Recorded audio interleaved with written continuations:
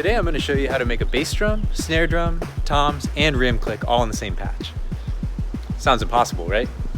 Well, it kind of is. But with the noise oscillator on the MicroFreak, you actually get a bit crusher, which is going to help us wiggle right into the groove. So let's check it out.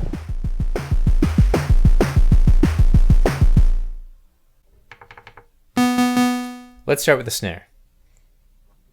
So we're going to go over to the noise oscillator, and we want to balance out the tone to noise ratio here by setting our shape to about 39. We'll drop it down an octave to get a little meaner and set our wave to about 40 and our timbre to like 56. And that's our bit crusher.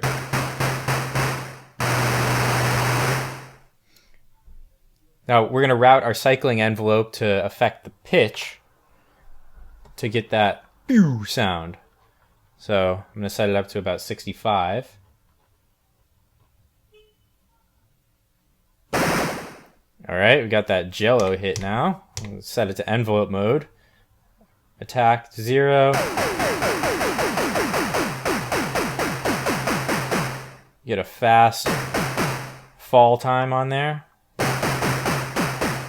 Actually going to make it really fast, and we'll tune it up later. So our regular envelope is just going to affect the amplitude. So let's set attack to 0, decay to pretty short. I'm using 1.1 seconds, and no sustain. It's nice and percussive. Cool. Now let's beef it up by using the high pass filter. So select high pass filter mode and crank up the resonance. We want a lot of resonance. I'm going to go to like 92% here. And I'm going to set my cutoff to about 115, 110, around there. And now I'm going to route the cycling envelope, which we're just using as a second envelope right now, to affect the cutoff. So that drops down with the pitch too. So I'm going to set that to about 25.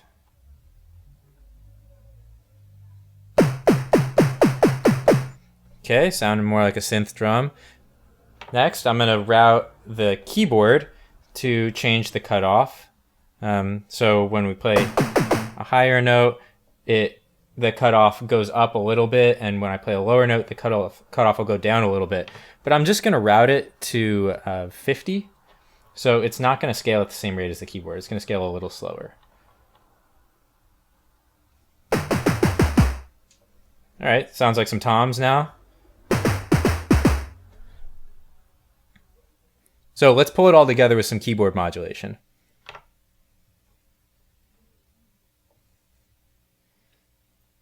So we're going to modulate the wave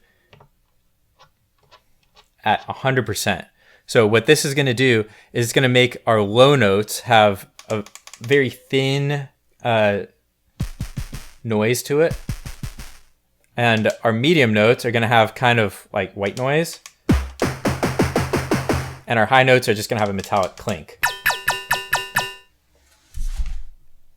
Next, we're going to route the keyboard to affect the shape of the oscillator, which is by default routed to assign 1. And I'm going to route that to -100. So what this is going to do is it's going to make it so our low notes have more of a tone and less noise, and the high notes are going to have more noise and less tone. Okay. And finally, I'm going to change the decay at -100%. So I'm going to assign this one to decay, and I'm going to say -100%. So then again, our high notes will have a very short decay, and our long notes will have a long decay. Our low notes will have a long decay.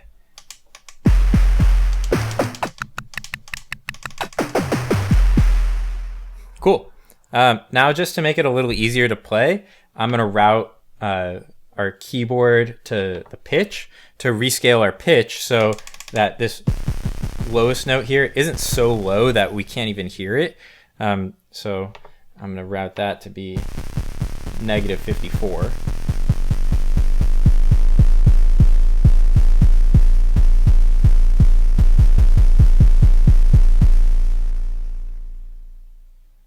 And there you go.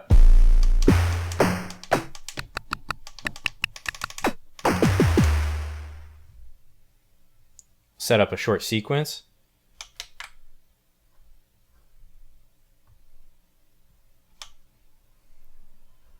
Going to shorten the sequence by holding Shift and turning the rate knob down while I'm in step recording mode. So, well, I actually want an 8-step sequence. I'm going to do that. And I'm going to make it so the first note is a bass drum and have a rest, and then get a snare drum in there. I'll hit it there. And fourth note will be another bass drum, another one, get a rest, another snare, and maybe one of these rim clicks.